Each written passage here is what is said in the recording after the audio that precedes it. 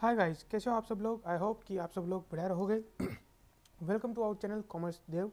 और आज हम अपना एक नया टॉपिक स्टार्ट करने वाले हैं जिसका नाम है कि exemption under section 54 on sale of house property, यानी कि जहाँ पे आप house property, residential house property को सेल करते हो और वापस से रेजिडेंशियल हाउस प्रॉपर्टी को ही वापस एक्वायर करते हो अनदर रेजिडेंशियल हाउस प्रॉपर्टी को, तो वहाँ पे आपको एग्जाम्शन कैसे मिलती है, इसके रिगार्डिंग मैं वीडियो भी काफ़ी टाइम से सोच रहा था बनाने को। और साथ ही साथ आज मेरे पास एक क्वेरी भी आई, तो मैं सोचता हूँ कि दोनों अपने पास हो जाएंगे ना। इससे पहले जब मैं पीपीटी से आपको समझाऊँ, उससे पहले मैं आपको सोचूंगा, मैं चाहता हूँ कि आप लोग जो है इनकम टैक्स एक्ट को, जो सेक्शन 54 है, वहाँ पे जो ये एग्जाम्शन दी गई है वो आप समझे। तो सबसे पहले हम वहीं चलते हैं। इनकम टैक्स एक्ट के अंदर ये सेक्शन 54 है। यहाँ से मैं इसको बंद कर देता हूँ। ये आप इनकम टैक्स डिपार्टमेंट की वेबसाइट पर जाकर के ओपन कर सकते हैं। यहाँ पे इनकम टैक्स एक्ट के अंदर सेक्शन नंबर 54 है, ठीक है। तो ये आप यहाँ से ओपन कर सकते हैं। तो इस तरीके से एक नया पॉपअप विंडो खुलेगी। मैंने यहाँ पे इसको प्रिंट आउट लेकर के और पीडीएफ में सेव किया हुआ ताकि आपको थोड़ा अच्छे से समझ में आए। तो यहाँ पे हम हाईलाइट करते हुए चलेंगे। Okay, now subject to the, इसको रीड आउट करते हैं सबसे पहले। Subject to the provision of subsection 2, where in case of any assessee, an assessee being an individual, 1 minute, ये क्या हो रहा है, being an individual or Hindu undivided family HUF, the capital gain arises from transfer of long-term capital asset, being building or land according to thereto, and being a residential house, the income of which is chargeable under the head income from house property. यानी कि ऐसी property होनी चाहिए जिसका income जो है वो जो इनकम फ्रॉम हाउस प्रॉपर्टी है वहाँ पे चार्जेबल हो। And the assessee has within a period of 1 year before, 2 year after, and on date on which the transfer took place as purchase, यहाँ पे परचेज की कंडीशन है, और within a period of 3 years after date constructed 1 residential house in India. तो यहाँ पे दो यहाँ पे और चीज़ें बातें क्या समझ में आपको, यहाँ पे ये चीज़ आई समझ में कि सबसे पहले ये जो है कंडीशन वो इंडिविजुअल और एचयूएफ को मिलती है, पहली बात। दूसरी बात, यह आपको मिलती है केवल लॉन्ग टर्म कैपिटल एसेट को ट्रांसफ़र करने पे। तीसरी बात, आपने रेजिडेंशियल हाउस प्रॉपर्टी को ट्रांसफ़र किया हो जिसका इनकम जो है वो चार्जेबल हो सके, ठीक है, होता हो ऐसा ज़रूरी नहीं है, जिसका जो है हाउस प्रॉपर्टी का इनकम जो है वो चार्जेबल होता हो ना। उसके बाद हम बात करें तो ये आपको जो अनदर रेजिडेंशियल हाउस प्रॉपर्टी कब खरीदनी है, आपको खरीदनी है 1 साल पहले या 2 साल बाद में। और अगर आप कंस्ट्रक्शन करवाते हो तो आपको खरीदना है, आपको कंस्ट्रक्शन करवाना है 3 साल के अंदर अंदर, ठीक है, 3 साल तक आप कंस्ट्रक्शन करवा सकते हो। Instead of the capital giving charge to income tax as income of the previous year in which transfer took place, it shall be deals with the according in the following provision, है ना। तो ये हम क्या करेंगे, इस provision के according हम उसको कैलकुलेट करेंगे।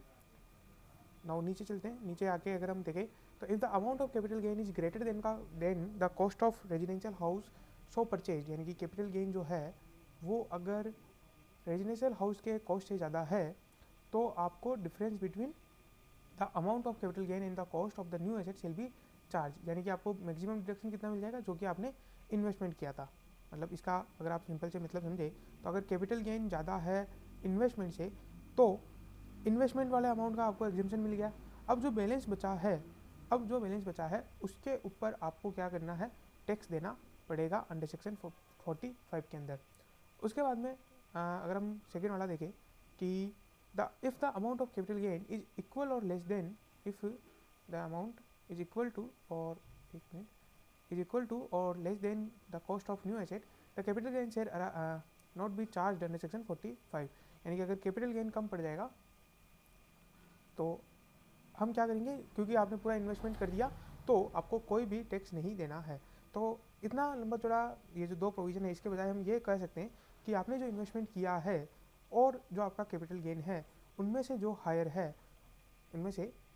है आपको उसका डिडक्शन मिल जाएगा, ठीक है। अगर आपका इन्वेस्टमेंट है और कैपिटल गेन है, उन दोनों में से जो आपका लोअर है उसका डिडक्शन आपको मिल जाएगा। यानी कि अगर आपका इन्वेस्टमेंट कम है तो आपको इन्वेस्टमेंट का डिडक्शन मिल जाएगा और कैपिटल गेन जो बाकी बचा है वो टैक्सेबल हो जाएगा। अगर आपका कैपिटल गेन कम है तो बाकी का जो इन्वेस्टमेंट है वो लेप्स हो जाएगा, उसका कोई बेनिफिट नहीं मिलेगा। नाउ ये सेकंड प्रोविजन जो कि इसी साल इंसर्ट हुआ है ना, ये भी अमेंडेड है। वहाँ पे क्या लिखा हुआ है कि अगर आपका कैपिटल गेन एक्सीड नहीं करता है 2 करोड़ से ज़्यादा नहीं होता है, तो असेसी के ऑप्शन है कि वो एक के बजाय 2 हाउस प्रॉपर्टी परचेज कर सकता है, कंस्ट्रक्ट करवा सकता है। ठीक है, तो यहाँ पे ये चीज़ याद रखिएगा कि वो एक के बजाय 2 हाउस प्रॉपर्टी को परचेज कर सकता है, कंस्ट्रक्ट कर सकता है, कब? जब उसका 2 करोड़ से कम है तो। ठीक है, ये एक ऐसा बेनिफिट दिया गया। अब ये बेनिफिट जो दिया गया है उसमें एक कंडीशन और जोड़ी गई है कि वो क्या कंडीशन जोड़ी गई है कि ये जो 2 हाउस प्रॉपर्टी है वो इसे केवल और केवल एक बार ही ले पाएगा। He shall not be subsequently entitled to exercise the option for the same. ठीक है, he shall not be subsequently entitle, वो बाद में इसके लिए कभी भी जो है एंटाइटल नहीं होगा, कभी भी इसके लिए एलिजिबल नहीं होगा, उसे एक बार ही ये डिडक्शन मिलेगी अपनी पूरी लाइफ टाइम में। आगे अगर अमेंडमेंट हो जाता है तो बात अलग है।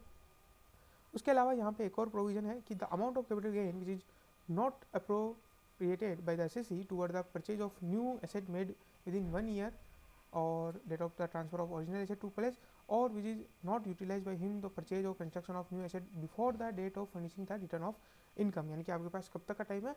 आपके पास रिटर्न भरने तक का टाइम है। अगर आपने रिटर्न भरने तक वो पैसा जो है अगर आपने नहीं लगाया है तो आपके पास एक ऑप्शन है डिपॉजिट करवाने का। तो बिफोर ड्यू डेट आपको वहाँ पर डिपॉजिट करवाना पड़ता है CDS यानी कि कैपिटल डिपॉजिट स्कीम के अंदर। यहाँ पे जब आप डिपॉजिट करवाते हैं अकाउंट में तो ये एक स्पेसिफिक अकाउंट बनाया जाता है, आप जो बैंक वगैरह है वहाँ पे ये अकाउंट ओपन होता है और केवल उन अकाउंट में ये स्पेसिफिकली डिपॉजिट करवाया जाता है जहाँ पे आप उस जो पहला पैसा है उसको आप या तो परचेज के अंदर, क्योंकि देखिए आपको टाइम लिमिट कब तक का दिया गया है, परचेज से लेकर के मतलब जब आपने ट्रांसफ़र किया तब से लेकर के 2 साल का दिया गया है, या फिर आगे जाकर के आप 3 साल तक कंस्ट्रक्शन कर सकते हो। अब आपने रिटर्न जो ड्यू डेट है वो तो यहीं कहीं आ जाएगी, उसके बाद में तो कम से कम आपके पास 1.5 साल बचेगा अगर आपने लास्ट में ट्रांसफ़र किया है। तो इन 1.5 सालों के अंदर आप कैसे करोगे? ठीक है, अगर आप अपने पास पैसा रखोगे तो उस तरीके का बहुत सारी दिक्कत है। तो यहाँ पे गवर्नमेंट ने ये जो स्कीम है वो लेके आए थे कि जहाँ पे आप अपना जो भी पैसा है, जो भी कैपिटल गेन का पैसा है या जितना भी आप इन्वेस्टमेंट करना चाहते हो वो आप वहाँ पे डिपॉजिट करवा दो और उस डिपॉजिट करवाए हुए को हम मान लेंगे, डीम कर लेंगे कि ये आपने न्यू एसेट के अंदर अक्वायर करने में या कंस्ट्रक्शन में लगा दिया है, पर्पज़ बता दो और आप उसको इन्वेस्ट कर देते हो।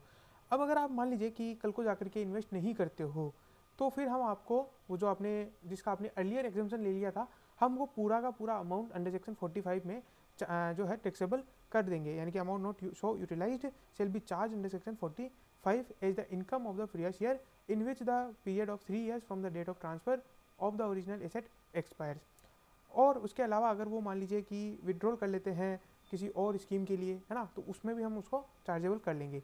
और अगर कोई पार्टली होता है परचेज के लिए तो जो पार्ट बचा है हम उसको टैक्सेबल कर देंगे।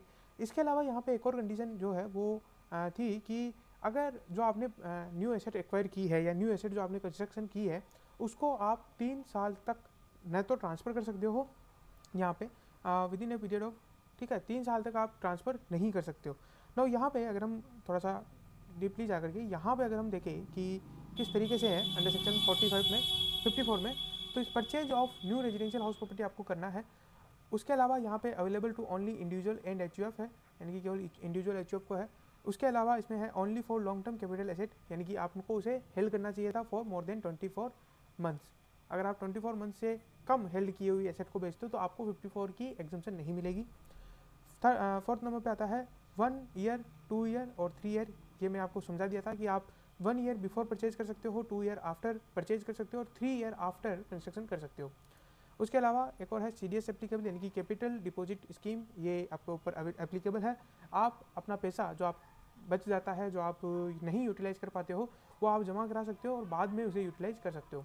उसके अलावा एक और कंडीशन, मैक्सिमम 1 हाउस प्रॉपर्टी पे ये आपको मिलेगी, लेकिन इसकी एक और एक्सेप्शन है कि अगर 2 करोड़ तक का है तो आप 2 हाउस प्रॉपर्टी का बेनिफिट ले सकते हो, बट सब्जेक्ट टू वापस से एक कंडीशन। वो कंडीशन क्या थी कि आपको ये पूरा का पूरा जो 2 हाउस प्रॉपर्टी का जो बेनिफिट है वो आपको लाइफ टाइम एक ही बार मिलेगा। तो आज का वीडियो बस इतना ही। आई होप कि आपको एग्जाम्पशन अंडर सेक्शन 54 थोड़ा अच्छे से समझ में आया होगा। नाउ उसके बाद थैंक यू वेरी मच। अगर आपको वीडियो पसंद आए तो लाइक करिएगा और साथ ही साथ अपने दोस्तों के साथ शेयर करिए जिनको भी इस वीडियो की ज़रूरत है, और हमारे चैनल को सब्सक्राइब करके रखिए क्योंकि मैं आगे भी ऐसे वीडियो डालता रहूँगा। Thank you very much once again, good day, good bye.